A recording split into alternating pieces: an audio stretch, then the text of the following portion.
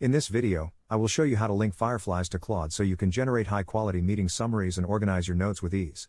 Many people do not realize that Claude can now tap directly into your meeting data, which makes it an incredible partner for productivity. To get started, open your Claude interface and navigate to the Settings menu.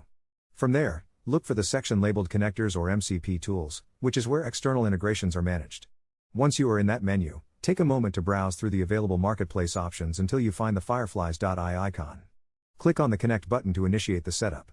A prompt will appear asking you to log into your Fireflies account, so go ahead and enter your credentials securely.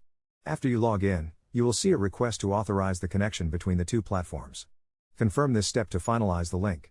With this integration active, you can now ask Claude to summarize recent calls, extract action items, or pull specific details from your transcripts without ever needing to switch tabs. It is a total game changer for managing your workflow efficiently. This setup ensures that your artificial intelligence assistant always has the most current context from your team discussions. Thank you for watching this guide, and I hope this helps you streamline your meetings. If you found this information